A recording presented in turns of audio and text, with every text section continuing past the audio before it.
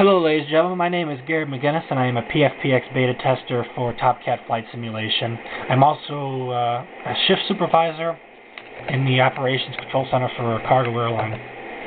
Our cargo airline flies aircraft, 767 aircraft and DC8 aircraft around the world. It's a nice little company, does some unique flying, and it's a real pleasure to work for them. As some of you might know, I like to simulate the 767 Freighter and 200 almost exclusively. I know this airplane very well, has some flight time on it, and it is the aircraft I currently work with at my company. This flight today is Ryan International 9001. It was a flight from Brize Norton to Bangor, and then it continued on to Victorville. Bangor was a tech stop. The actual flight operated October 31st, 2012, and the aircraft that operated was November 637 Tango Whiskey. 637 Tango Whiskey, as you can tell, is a former TWA aircraft, and in 2008, I think it was, Ryan International acquired this aircraft and flew it until the demise of the company in January of 2013. The aircraft is a 767-300, if I didn't mention that already, and it had certification for ETOPS flight up to 180 minutes. Currently, we are on Nat Track Golf, heading westbound. We are in Class 2 airspace, heading towards 40 west. Mach 83, flight level 330 in Class 2 airspace. We currently just passed our first equal time point about 10 minutes ago, so our next diversion will be up to Keflavik, and I'll talk about the ETOPS stuff in a moment. I wanted to do this video because there was some requests on the TOPCAT Facebook page of what PFPX can do in regards to paperwork and how much or how little it can generate. So I wanted to just do a brief overview of some of the paperwork PFPX generates for an ETOPS flight. As a disclaimer, I am not a professional cameraman. I'm shooting this with a handheld camera, so please excuse any poor quality. So without further ado, let's take a look at PFPX paperwork.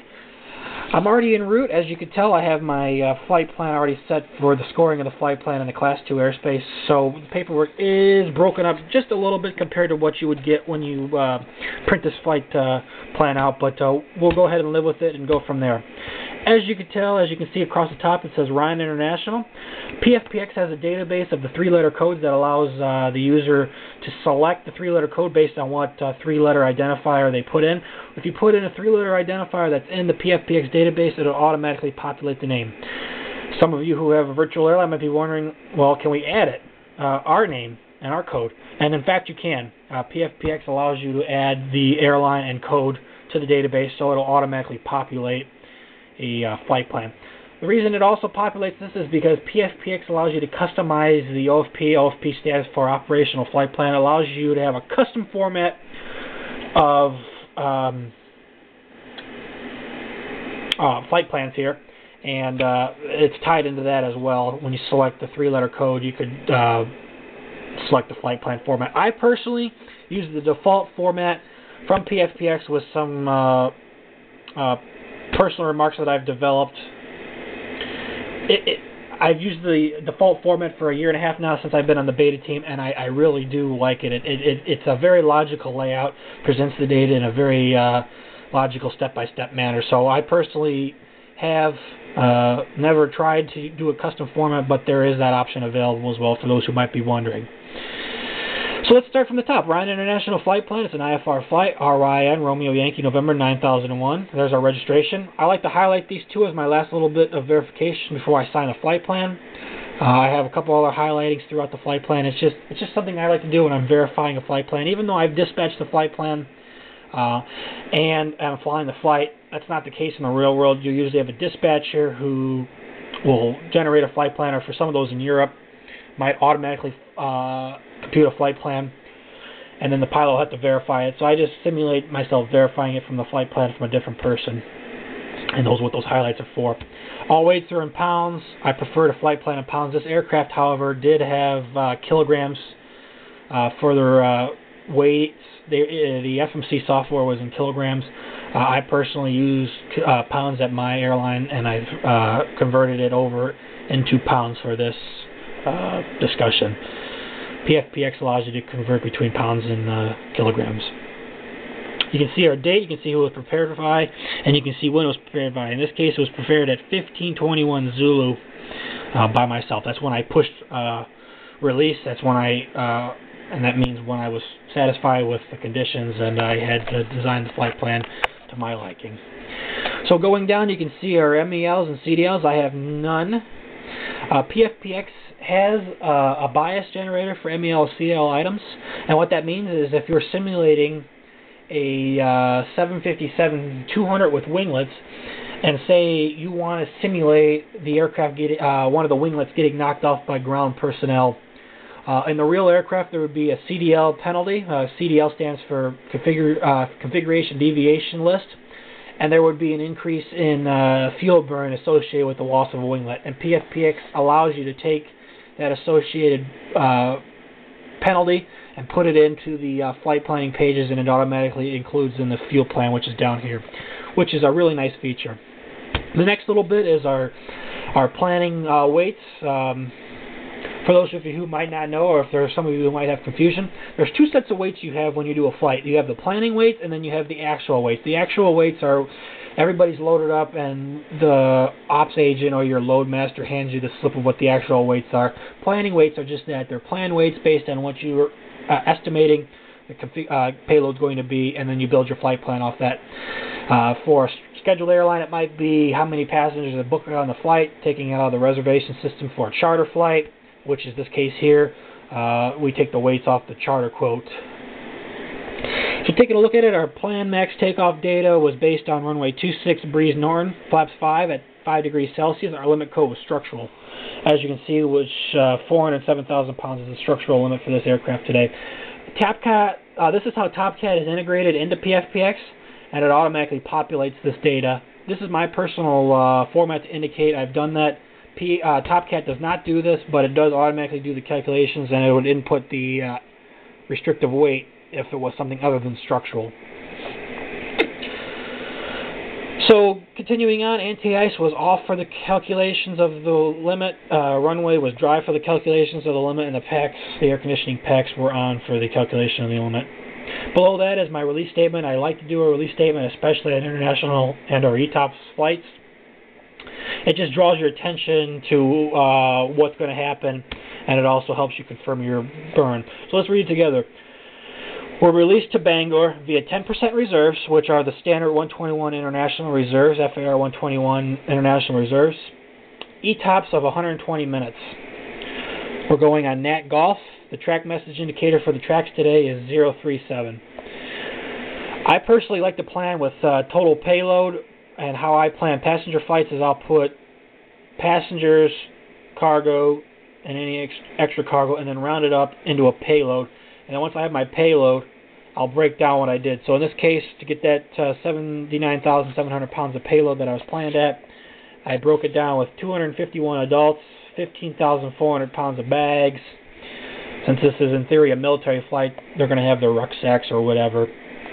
And then 9,000 pounds of cargo. 9,000 pounds of cargo can include anything up to company COMAT, like a flyaway kit, or anything that needed to be transferred with the troops to Victorville. This was, as far as I understand it, based on the news reports for the local area of Victorville, this was just a training exercise of some sort. So they might have brought some type of, extra ammunition or whatever. And the flyaway kit is just something that's company material, and it might have like tires or hydraulic lines, hydraulic fluid, something that the ride-on mechanic can use to do some basic repairs on the aircraft to prevent a grounding of the aircraft should something break, or we have a flat tire or something. Below that is our Class 2 information. Class 2 airspace is any time the aircraft is outside of Nav aid coverage.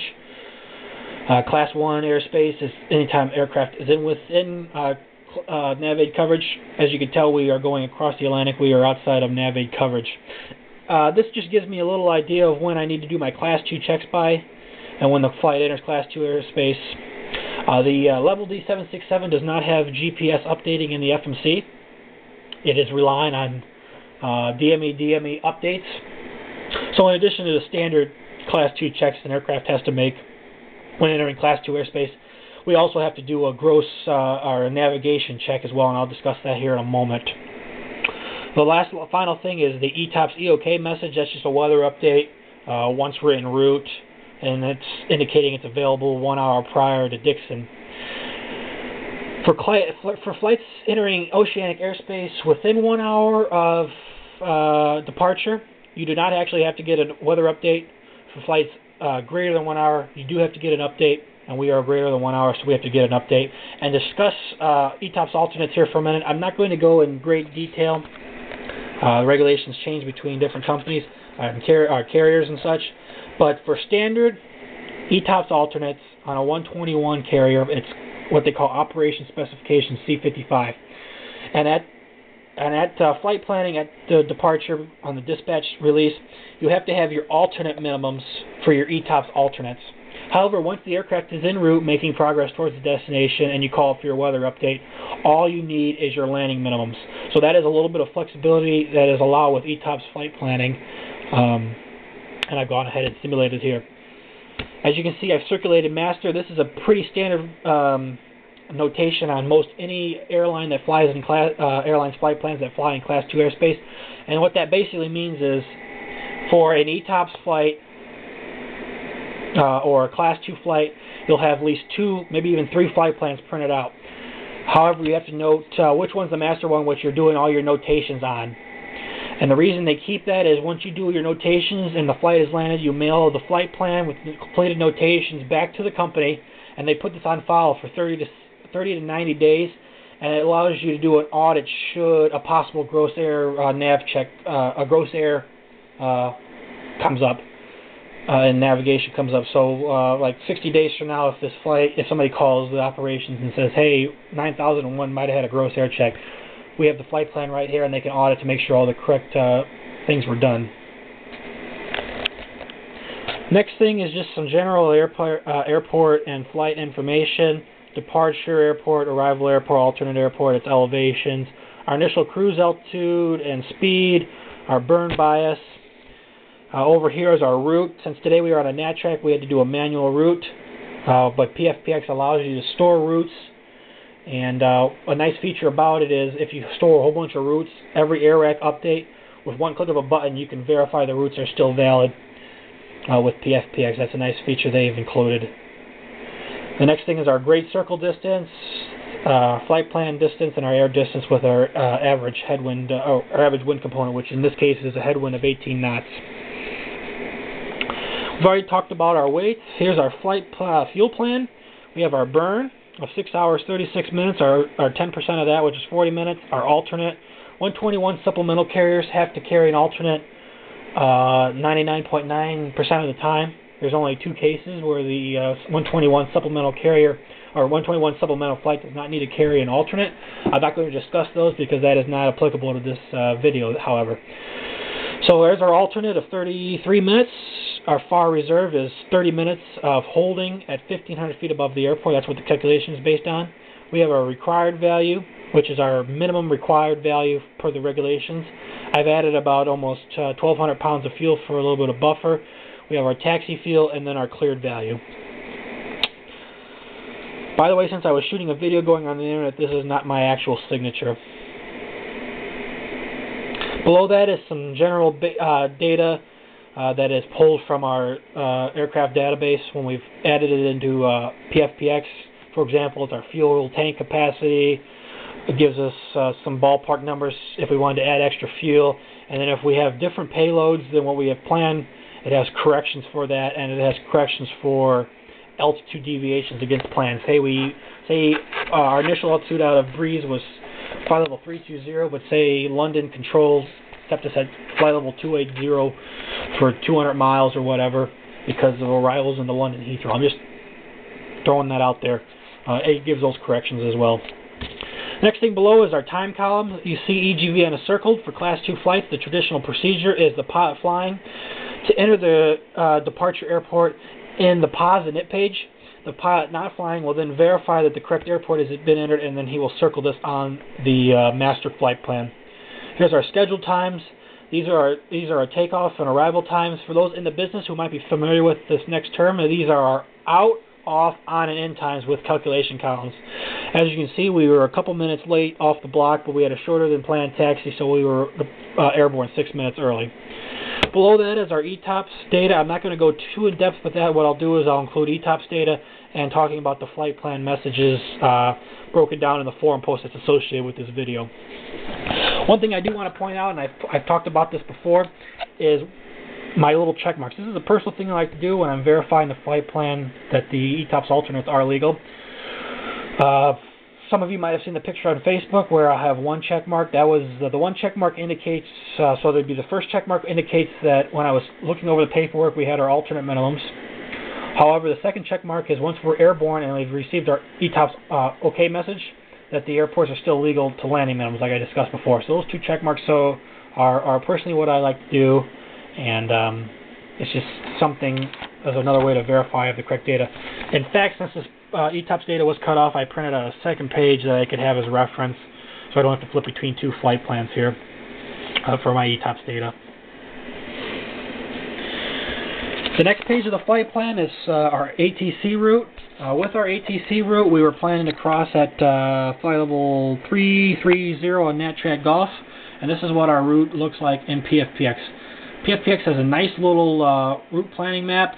It really is nice, and I'm going to show it to you here in a second. It has a lot of customable options on this page. You can transpose the tracks, your adequate airports, your ETOPS rings. So these big rings are ETOPS 120 rings for Shannon, Kef, and Goose Bay, and it's just a really nice page. Really nice page here. Nice feature PFPX has. So we're heading down. Next is our alternate planning data. Since we were only 138 miles to Portsmouth, I just went direct, so there's not very many nav aids along that route from Bangor to Portsmouth. You can input an actual route though if you have one, or let PFPX automatically calculate a route. Coming down here is our Nav Log. The circle here is our first top of climb. That's indicating that I've done my RVSM check. And then below that is our first couple scored waypoints. I've talked about this a little bit before on a picture I posted before of a completed Class 2 nav log from Newark to Geneva about 6 months ago. For those who might have seen it, I've explained a lot on the comments, so I'm not going to go too much in depth about that data. The next page of the nav log is actually on the clipboard, and it's just some more data. This is my flight. I've put the rest of the paperwork aside because this is the only one I'm concentrating on now.